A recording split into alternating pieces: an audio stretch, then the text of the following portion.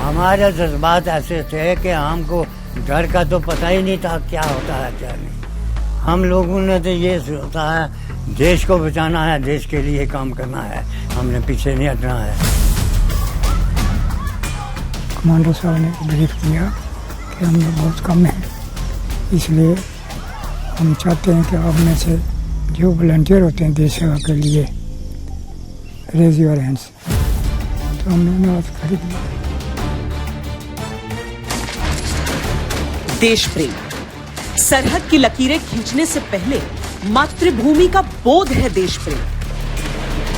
Partition के बाद जब पाकिस्तान भारत से अलग हुआ तो उस दौरान पाकिस्तानी गवर्नमेंट ने ब्रिगेडियर उस्मान को अप्रोच किया। उन्होंने उनसे बोला कि आप पाकिस्तान आ जाइए, क्योंकि उनका धर्म मुस्लिम था, और उनको बोला कि आप पाकिस्तान आएंगे तो हम आपको पाकिस्तान चीफ का पद देंगे। बट ब्रिगेडियर उस्मान एक बहुत ही स्ट्रॉन्ग हिंदुस्तानी थे। उन्होंने निश्चय लिया कि मैं हिंदुस्तान का हूँ और मैं हिंदुस्तान में ही रहूँगा, भले आप मुझे कोई भी उपाधि दे दे, लेकिन मैं इस देश में ही रहना चाहता हूँ। तो उन्होंने इसको साफ तौर पे मना कर दिया। मिट्टी के लिए प्राण न्यौछावर करने की सोच है देश प्रेम। वर्दी मर्दों के कपड़े पा ले और वर्दी पा के जा ठाठे बन के जा, कोई सही न करे भाई आदमी है या औरत है, और ऊपर पगड़ी बन ली। वो लोग सोचते थे आप लोग आदमी हैं, औरत नहीं। आदमी औरत नहीं। आपकी उम्र कितनी थी उस समय? 15-16 साल। 15-16 साल।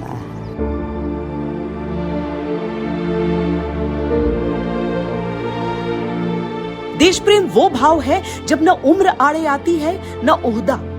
देश पर बनाती है तो हाथों को हथियार बना लेना है देश प्रेम।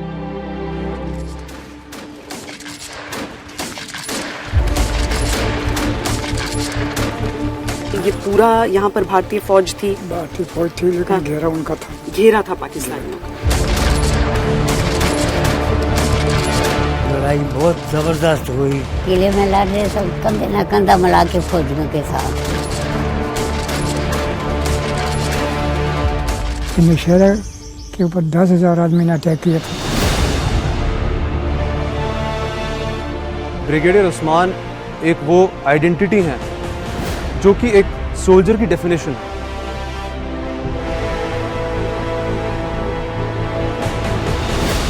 नरवी ने जब बोला Usman, the job you have done excellent. Jawaharlal Nehru ने हमको बुलाया था, हम लोग जम्मू में गए थे, 3 लड़के थे हम। नेहरू ने दिया था एक घड़ी और एक ग्रामोफोन रिकॉर्ड प्लेयर और रिकॉर्ड 25।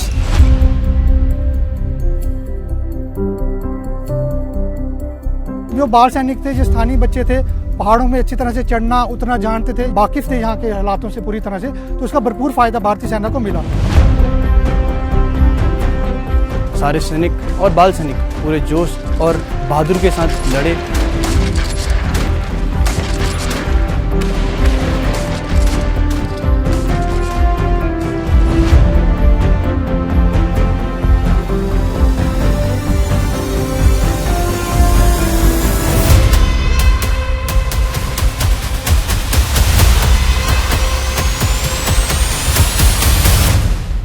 ये बहुत ही बड़ी बात है, ब्रिगेडियर रैंक का कोई अधिकारी जिसको वीरगति प्राप्त हुई हो।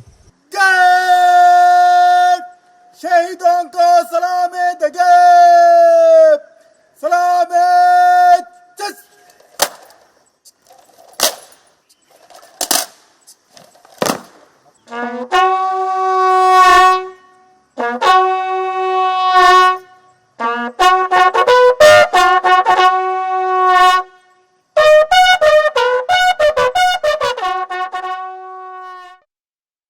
नमस्कार, जय हिंद, वंदे मातरम। मैं हूं श्वेता सिंह। युद्ध भूमि में सबसे वरिष्ठ रैंक के अधिकारी जो वीर गति को प्राप्त हुए वो थे ब्रिगेडियर उस्मान।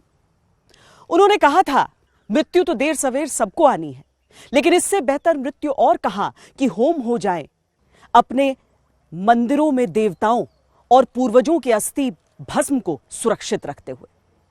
पर वंदे मातरम की ये जो कहानी है वो मृत्यु के बारे में नहीं है, वो जिंदगी के बारे में है, संघर्ष के बारे में है, शौर्य के बारे में है।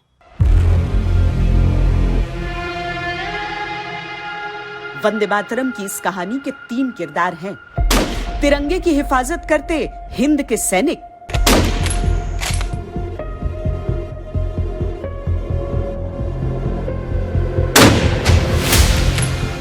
16 साल की एक लड़की जिसने मिट्टी की लाज के लिए मेहंदी रचे हाथों में हथियार थामा,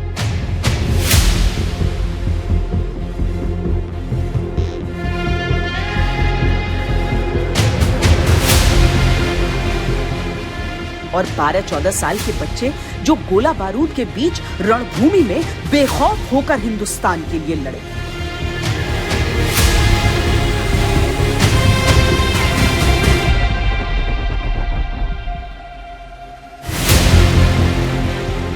पर जिस समय ये कहानी शुरू होती है उस समय कश्मीर भारत का हिस्सा नहीं था। इसीलिए इस कहानी में भारतीय सेना का किरदार कुछ समय बाद शुरू होगा।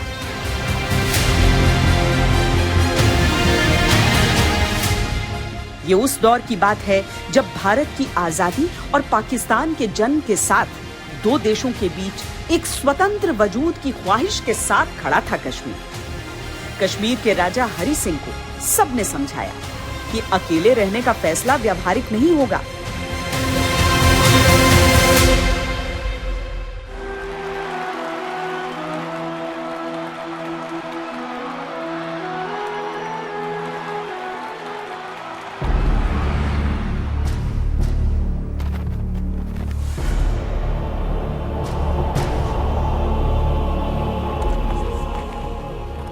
जब भारत पाकिस्तान के बंटवारे का निर्णय हुआ तो कई हिस्सों ने हिंसा देखी। कश्मीर और लद्दाख के इलाके तो कमोवेश बचे रहे, पर जिन्ना के डायरेक्ट एक्शन के आह्वान का नतीजा भुगता था जम्मू ने।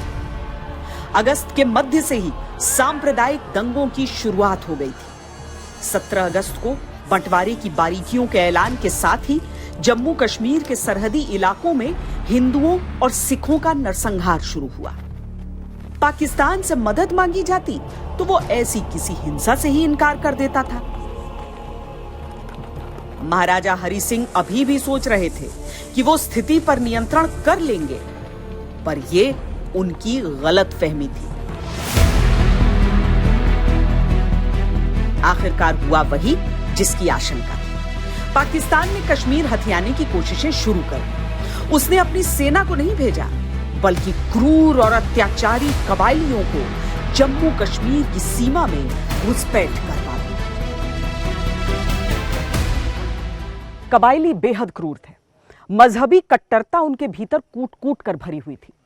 हत्या, बलात्कार उनके लिए बहुत सामान्य चीजें थी। वो लूटपाट करते हुए आगे बढ़ रहे थे। निहत्थी जनता के पास बहुत ज्यादा उपाय थे नहीं।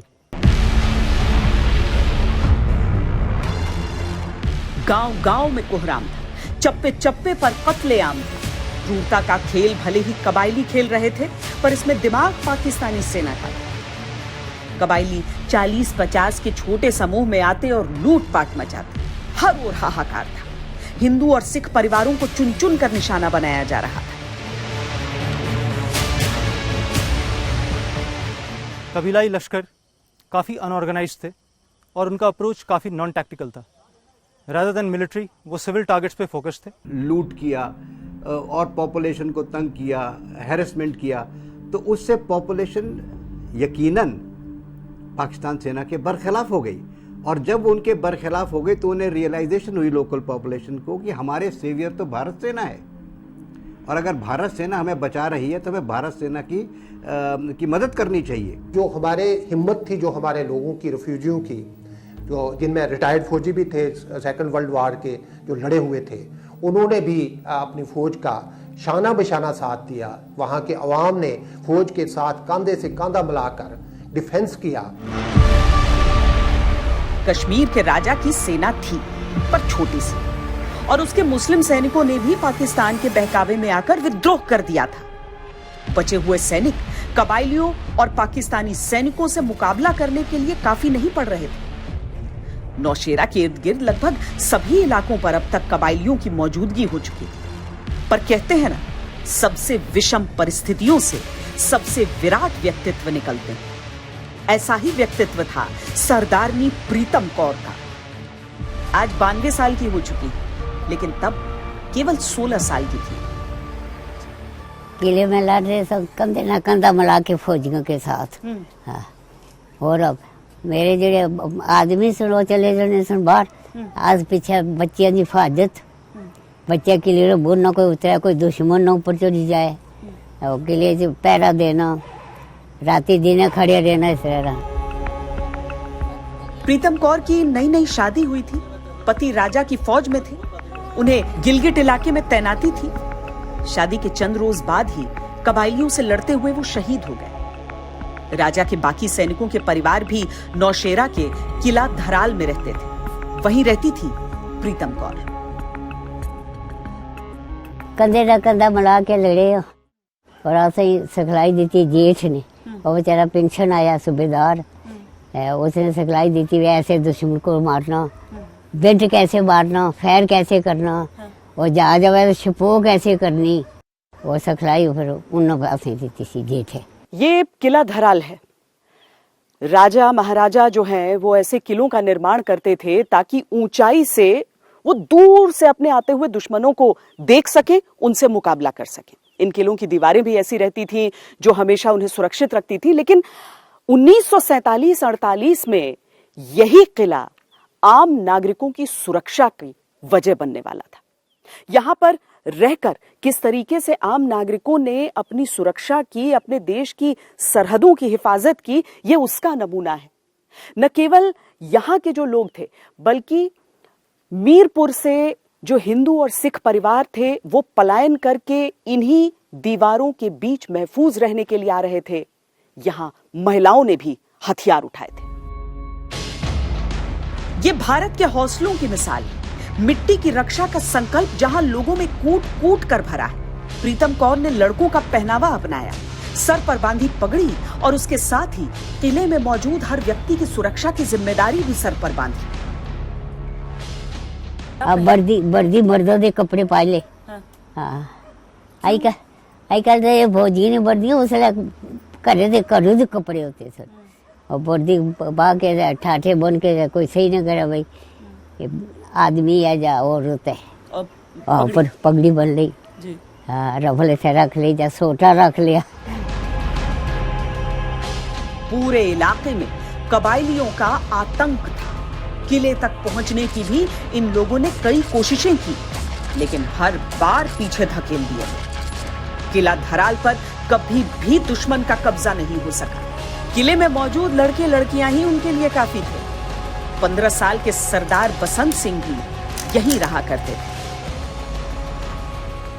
हमारी फैमिली तो इधर की किला धराल की रहने वाली थी, तो हमारे लोग जो पुराने फौजी एक्समैन थे, तो ये आंदोलन चल गया हिंदुस्तान पाकिस्तान का जब, तो आपस में लड़ाई शुरू हो गई। हिंदू मुसलमान का आपस में फसाद हो गया, कत्लेआम शुरू हो गया। कई इलाकों में सुरक्षा की तलाश में हिंदू और सिख परिवार यहीं पनाह लेने लगे। मीरपुर से सरदार बलदेव सिंह भी किला धराल की ओर ही आ रहे थे जब उस उन्माद में उनके माता पिता की हत्या कर दी गई। पिताजी तो हमारे ब्रिगेडियर उस्मान साहब के डेड बॉडी आगे आई है, पीछे ब्रिगेडियर उस्मान साहब आए हैं। तो मैं उसको सोचा कि देखिए आगे डेड बॉडी आ रही है, पीछे कमांडर साहब की पेट्रोल आ रही है, इनके गार्ड भी साथी यही थे। ये अत्याचार भी इन सब का हौसला नहीं तोड़ पाया, पर लंबे समय तक आक्रमणकारियों से यूं मुकाबला नहीं हो सकता था। महाराजा हरि सिंह भी सच्चाई को समझ रहे थे। वो मदद की गुहार लिए भारत के पास आए। ये 1947 में ईद से एक दिन पहले की बात थी। 25 अक्टूबर को बकरीद थी और घुसपैठियों ने उस रोज के लिए खौफनाक योजना बना रखी थी। वो उन्होंने मतलब एक प्लान बना रखा था कि हम ईद हम बनाएंगे, इन सभी को ख़त्म करके ना फिर ईद बनाएंगे हम। ईद से पहले ख़त्म कर देंगे इनको। सबको मार हाँ, सबको मार देंगे। हमारी गाड़ी इधर थोड़ी थी इधर शहीदगढ़ में, तो वो बोलते थे हम इनको ख़त्म करके तो हम ईद बनाएंगे, जो हमारा सब इलाका हमारा हो जाएगा। कि नौशहरा के ऊपर 10,000 आदमी ने अटैक किया था और उन्होंने बिल्कुल चैलेंज किया था। बकरीद था और चिंगल से उन्होंने बोला कि हम अभी यहाँ चिंगस में पहुँच गए हैं और अभी दावा बोलना है नौशहरे के ऊपर। और 2:30 बजे नौशहरा मस्जिद में हमने चाय पान करना है। तो उस उस्मान साहब ने जम्मू रेडियो स्टेशन लिया था। जम्मू रेडियो स्टेशन से अनाउंस कराया था कि वेलकम, आइए गरम गरम चाय हम अरेंज कर रहे हैं, गरम गरम चाय पिलाएंगे, लेकिन एक शंका में मत रहना कि हमने चूड़ियाँ पहन रखी। पीर पंजाल के दोनों ओर कबायली आगे की ओर बढ़ रहे थे। एक तरफ जम्मू पर खतरा था, दूसरी ओर श्रीनगर पर। माउंटबेटन ने भारत सरकार को सलाह दी कि जब तक कश्मीर भारत से जुड़ने का औपचारिक समझौता नहीं करता, तब तक उसे मदद देना सही नहीं होगा। महाराजा हरि सिंह ने टालने की बहुत कोशिश की, लेकिन जब पाकिस्तान के अत्याचार से बचने का कोई रास्ता नहीं दिखा, तब आखिरकार 26 अक्टूबर को हिंदुस्तान का हिस्सा बनने के दस्तावेजों पर दस्तखत कर दिए। अगस्त के बाद से छोटे छोटे ग्रुप में हमला करने वाले कबायली 22 अक्टूबर तक संगठित समूहों के तौर पर नजर आने लगे। पाकिस्तान के इस प्लान का नाम था ऑपरेशन गुलमर्ग। इसके तहत पुंछ से होते हुए जम्मू, उड़ी बारामूला से होते हुए श्रीनगर, हाजी पीर पास से होते हुए गुलमर्ग पहुंचने का प्लान था। ये काम कबायलियों के लश्करों को करना था। एक लश्कर यानी 10,000 लड़ाके और कुल 20 लश्कर काम पर लगे। इसके अलावा पाकिस्तानी सेना भी अलर्ट पर। जम्मू पर कब्जे के लिए पाकिस्तान की एक इन्फेंट्री ब्रिगेड सियालकोट में तैयार थी। पाकिस्तान आश्वस्त था कि सब योजना के मुताबिक ही होगा, लेकिन पाकिस्तान के सपनों को रौंदने के लिए भारतीय सेना उड़ान भर चुकी थी। 26 अक्टूबर को भारतीय सेना ने कश्मीर की ओर कूच कर दिया।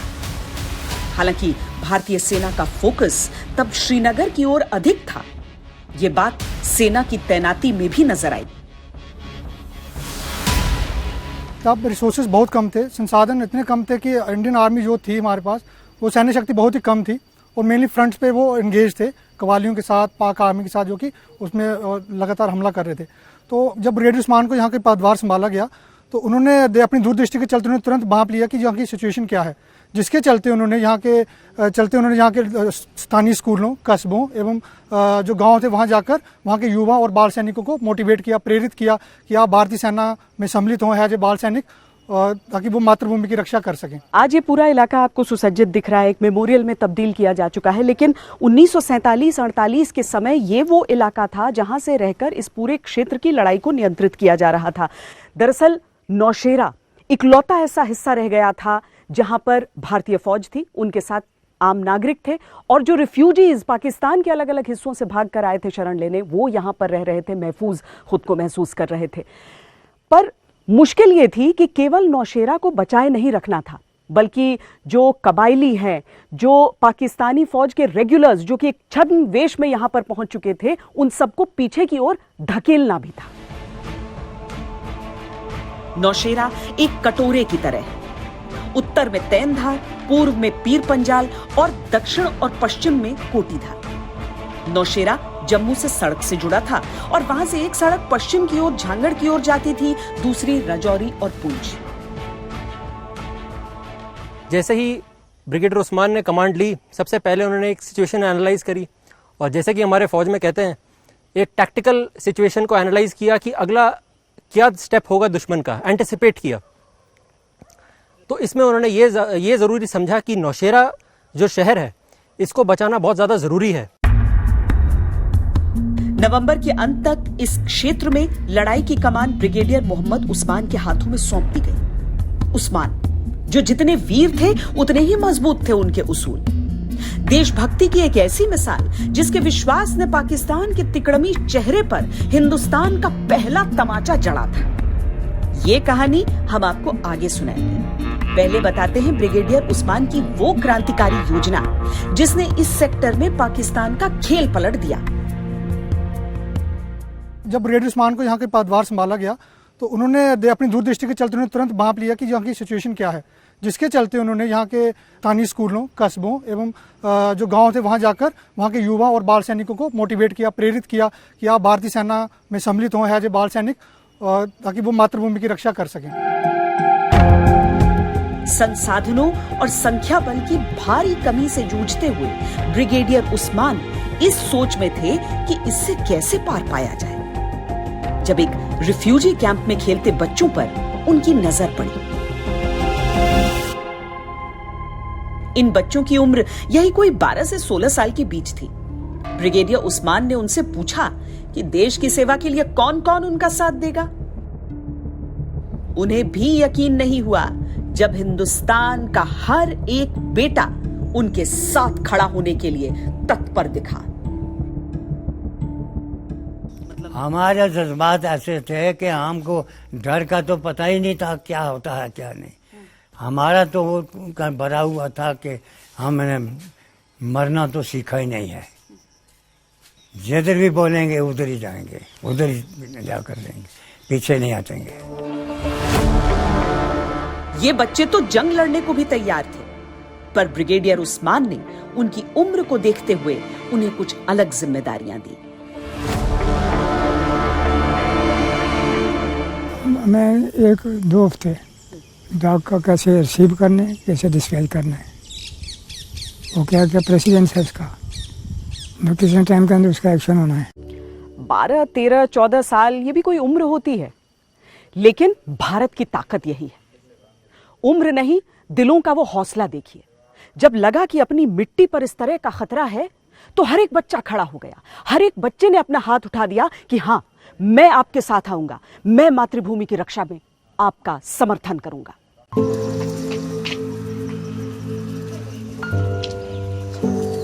बचपन बेफिक्र खुशियों में गुजरता।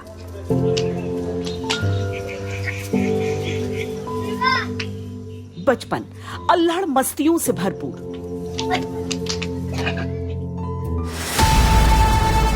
पर जब देश पर संकट हो तो उम्र के मायने ही नहीं रह जाते। हिंदुस्तान के बाल सैनिक अपनी उम्र से कहीं बड़ी जिम्मेदारी संभाल चुके थे। ट्रेनिंग के लिए तैयार हो? डर तो दूर ही हो गया था, डर तो था ही नहीं। जिधर गोला पड़ता उधर ही हम कूद कर जाते थे, जिधर गोली चलती थी उधर ही जाते थे हम, आगे जाएंगे, पीछे नहीं। हमारे वालिद साहब भी शहीद हो गए, हमारे चाचा भी और भाई भी ख़त्म हो गए और शहीद हो गए, और मैं अकेला रह गया और मैं फिर पीछे नहीं हटा। फिर मैं फौज के साथ आगे ही रहा हूँ, आगे ही लड़ाई में जाता रहा हूँ। जितनी पोस्टें आगे ली है मैं खुद आगे 100 गाई फौज के साथ को मैं आगे जाता रहा हूँ। ब्रिगेडियर उस्मान की देखरेख में इन बाल सैनिकों की ट्रेनिंग शुरू हुई। ये ट्रेनिंग अधिकतर शारीरिक चुस्ती के लिए थी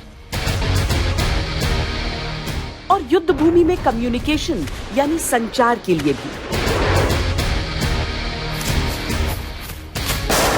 जहां तक युद्ध भूमि में खतरों का सामना करने का सवाल था तो डर नाम की चीज इनके जहन में थी ही नहीं। ये उसमें बचपन में ना, ये जो हमेशा ये पटाखे या गोलियां बार चलती है तो दिवाली का भोजन नज़ारा आता है। बच्चा लोग सोचते हैं दिवाली है, ठीक, तो उससे ध्यान चला जाता है। ये साए की तरह ब्रिगेडियर उस्मान के साथ रहते, युद्ध भूमि में बेधड़क किसी भी काम को अंजाम देते।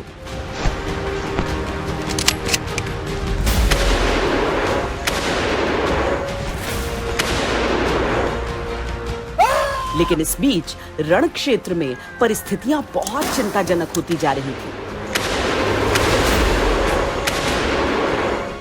पाकिस्तान रणनीति के तहत ऐसे आगे बढ़ रहा था कि पुंछ तक कब्जा कर कश्मीर को भारत से काट दे। उसने झंगड़ पर कब्जा भी कर लिया था। झंगड़ पर कब्जे के जरिए नौशेरा, राजौरी और पुंछ पर नियंत्रण करने में आसानी हो रही थी। भारत को अगर अपनी पकड़ बनानी थी तो नौशेरा से पूरी तरह पाकिस्तान को बेदखल करना था। Lieutenant general KM. करियप्पा, जो कि बाद में फील्ड मार्शल के.एम. करियप्पा हुए, उनकी विजिट हुई नौशेरा में। वो आए और एक डिस्कशन बैठी और इस डिस्कशन में उन्होंने ये डिसाइड किया कि आसपास का जो इलाके हैं, जो हाई फीचर हैं नौशेरा के चारों तरफ, उधर कहाँ कहाँ दुश्मन का ज़्यादा दबदबा है तो उनको पहले कैप्चर किया जाए। तो इसमें आइडेंटिफाई किया गया कि एक जगह थी कोट, इसको कैप्चर करना बहुत ज़्यादा ज़रूरी है क्योंकि दुश्मन कोट के इलाके में बैठ के हमारे जितने भी मिलिट्री ट्रक्स थे, कॉन्वॉयज़ थे, इस पे नज़र गड़ाए बैठा हुआ था और हमारे रीइंफोर्समेंट इन सब पे बहुत ज़्यादा भारी प्रभाव पड़ रहा था। तो ब्रिगेडियर उस्मान ने उस समय एक ऑपरेशन लॉन्च किया जो कि जिसका नाम था ऑपरेशन किपर। पाकिस्तान को भी मालूम था कि यहां फतेह के बगैर आगे बढ़ना मुश्किल है, इसीलिए 6 फरवरी 1948 को उसने एक बहुत बड़ा हमला कर दिया। ये उस युद्ध की सबसे बड़ी लड़ाई थी। लेकिन ब्रिगेडियर उस्मान का नेतृत्व ऐसा था कि उसी दिन दोपहर 3 बजे तक भारत ने जीत हासिल कर ली।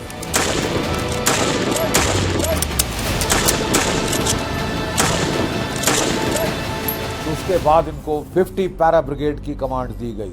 19 इन्फेंट्री ब्रिगेड और 50 पैरा ब्रिगेड जो थे वो अब एडवांस कर रहे थे नौशेरा की तरफ। बड़ी जबरदस्त लड़ाई के बाद नौशेरा को कैप्चर किया गया था और उसमें कोई 2000 दुश्मन जो है वो खेत हुए थे, कोई 1000 मारे गए थे, 1000 घायल हुए थे और तभी से इनको नौशेरा का शेर नाम दिया गया था। सब जगह मशहूर हो गए थे ये द टाइगर ऑफ नौशेरा।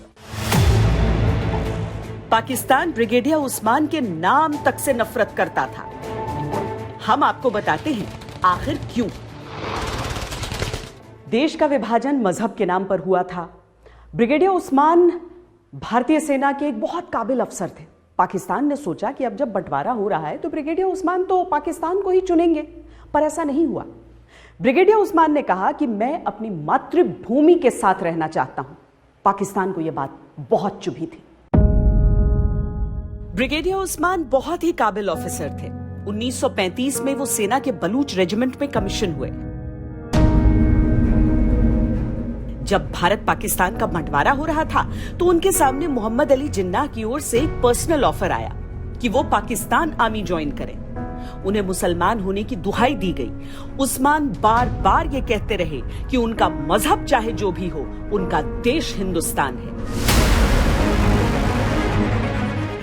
तब जिन्ना ने एक ऐसा प्रस्ताव दिया जिसे ठुकरा पाना किसी आम इंसान के लिए मुमकिन नहीं होता। ब्रिगेडियर उस्मान मैम एक बहुत ही स्ट्रॉन्ग हिंदुस्तानी थे। उन्होंने निश्चय लिया कि मैं हिंदुस्तान का हूं और मैं हिंदुस्तान में ही रहूंगा, भले आप मुझे कोई भी उपाधि दे दे, लेकिन मैं इस देश में ही रहना चाहता हूं। उस्मान ने पाकिस्तान के हिस्से जा चुकी बलूच रेजिमेंट को छोड़ दिया और भारत के डोगरा रेजिमेंट में शामिल हो गए। मोहम्मद उस्मान की उम्र उस समय 34 साल थी। दूसरे विश्व युद्ध में बेमिसाल बहादुरी की वजह से उन्हें इस छोटी उम्र में ही ब्रिगेडियर बना दिया गया था। ब्रिगेडियर उस्मान का जो हिस्टोरिकल बैकग्राउंड है वो काफ़ी मजबूत रहा है। उन्होंने इससे पहले कई बैटल्स में पार्टिसिपेट किया था। उनके इस पास्ट एक्सपीरियंस को देखते हुए उनको यहाँ पे लाया गया। ब्रिगेडियर उस्मान अलग ही मिट्टी के बने थे। उन्होंने शादी नहीं की थी। अपने वेतन का हिस्सा गरीब बच्चों की पढ़ाई और जरूरतमंदों पर खर्च करते थे।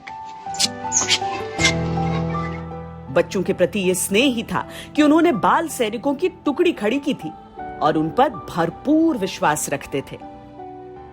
उन्होंने बोला, उन्होंने देखा हमारे काम देखे। जिस वक्त बहुत पोस्टों पर जाते हैं इधर उधर दौड़ पाछ करके, तो सब राशन वगैरह पहुँचाते, खाना वगैरह पहुँचाते, तो बोलते बहुत काम करते हैं ये बच्चा लोग, इनको हम साथ ही रखेंगे। हमको साथ ही टच कर लिया और साथ ही काम करते रहे। मोर्चे वगैरह बनाने, जिधर जाना टैक करना, जाना उधर दिखाना, भाई हाँ ये पोस्ट मारनी है तो चले आगे आगे पोस्ट मार कर आना। नौशेरा अब तक कब्जे में था, पर ब्रिगेडियर उस्मान खुश नहीं थे, क्योंकि झंगड़ की हार उन्हें चुभ रही थी। उन्होंने कसम खाई थी कि जब तक वो उस इलाके को वापस नहीं ले लेंगे, बिस्तर पर नहीं सोएंगे। अब उसे वापस लेने की बारी थी। झांगड़ कैप्चर हो जाने के बाद झांगड़ को रिकैप्चर करने की जिम्मेदारी ब्रिगेडियर मोहम्मद उस्मान को दी गई। ब्रिगेडियर मोहम्मद उस्मान की काबिल अगुवाई में सारे सैनिक और बाल सैनिक पूरे जोश और बहादुर के साथ लड़े।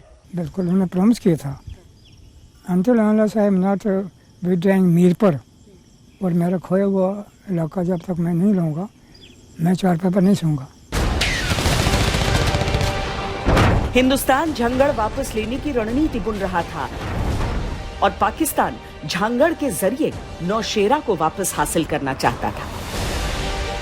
लेकिन हिंद की सेना जब कुछ ठान लेती है तो उसे रोक पाना असंभव है।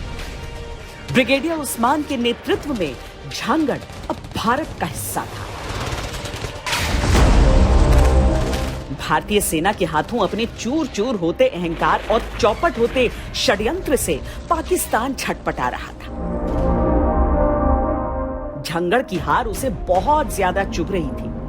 एक तो उस हार ने उसे घुसपैठ के रास्ते को बदलने पर मजबूर किया था, और दूसरा उस जीत के हीरो ब्रिगेडियर मोहम्मद उस्मान थे, जिन्होंने पाकिस्तान को ठुकराया था और अब एक के बाद एक इलाके दुश्मन के जबड़ों से खींचकर वापस ले रहे थे। पाकिस्तान बदला चाहता था।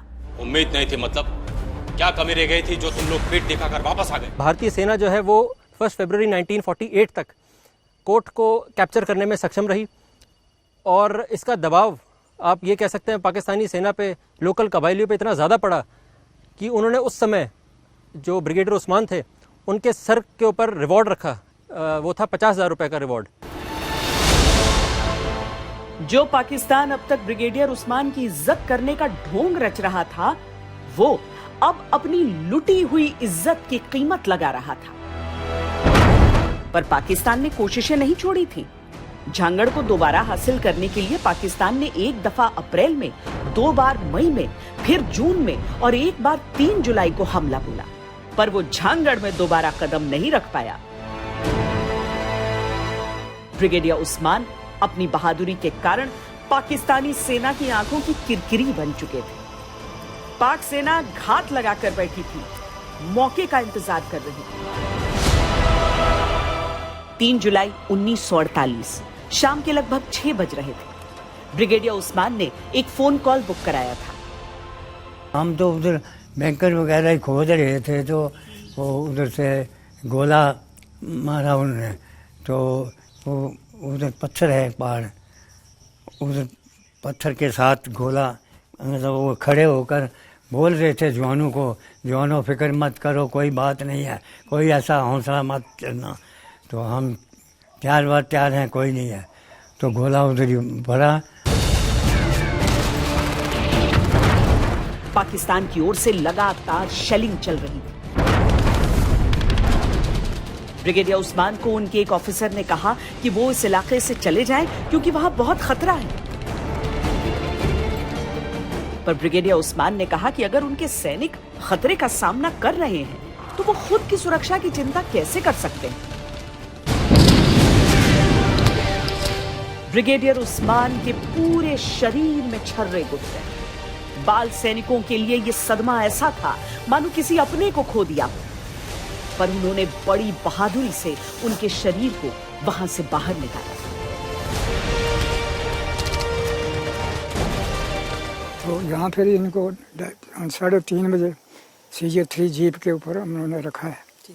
तो बाल सेना के 3 आदमी, एक ड्राइवर आदमी का, यहाँ से ले गए निशारम में।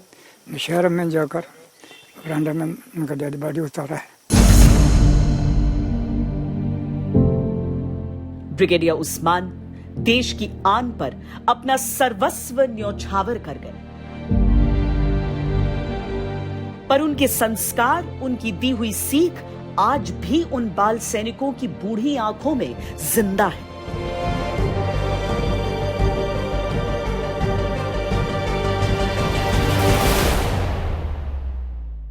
लगभग 14-15 साल की आयु में तत्कालीन प्रधानमंत्री पंडित जवाहरलाल नेहरू से मुलाकात करते हुए बाल सैनिक बलदेव सिंह, और फिर 2021 में प्रधानमंत्री नरेंद्र मोदी से मुलाकात करते हुए सेना से सेवानिवृत्त हवलदार बलदेव सिंह।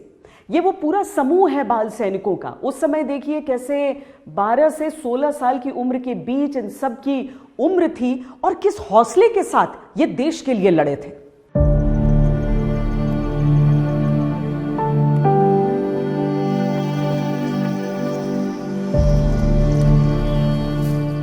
नौशेरा के जर्रे जर्रे में वफादारी की खुशबू है। सरहद से लगते इलाकों में राष्ट्र प्रेम का वही जज्बा आज भी है जिसने 75 वर्ष पहले पाकिस्तान को पीछे धकेल दिया था।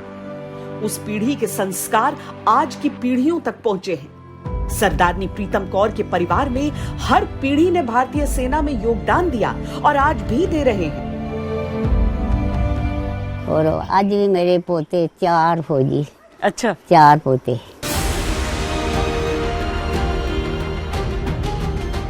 सरदार बलदेव सिंह आगे चलकर भारतीय सेना में शामिल हुए और देश के लिए जंग लड़ी। हमारी लाठी खुल गई इधर से पोस्टिंग के इशारे से, वहाँ गए 17 में 48 ब्रिगेड में गई है। तो 63 ब्रिगेड वालों ने बोला कि हमें ऑपरेटर 3 चाहिए, हमारे 60 हैं, हम फौज पे मूव कर रहे हैं इंदर चाइना। तो वहाँ चले गए, वहाँ से 6 महीने उधर लगाए, वापस अम्बाला में आए, फिर लाठी खुल गई, गोवा की लड़ाई, गोवा में चले गए, गोवा से वापस आए, एक रात अम्बाला में रहे, सीधे मिसामरी नेपाल में। सरदार बसंत सिंह सेना में शामिल नहीं हुए, लेकिन सिविल डिफेंस के जरिए सेना की परछाई बने रहे।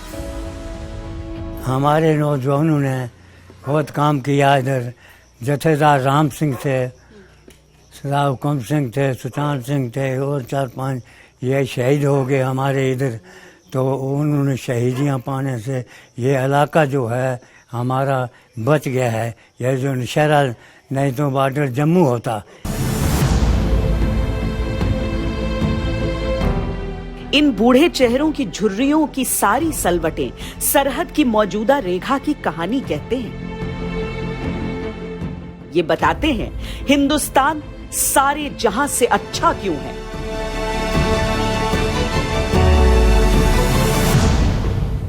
उम्र केवल एक आंकड़ा है, लेकिन इन बाल सैनिकों ने अपने साहस से उसे इतिहास में तब्दील कर दिया। अभी के लिए इतना ही। कैमरा पर्सन सैयद मोहसिन और योगेंद्र सिंह के साथ मुझे दीजिए इजाजत। वंदे मातरम।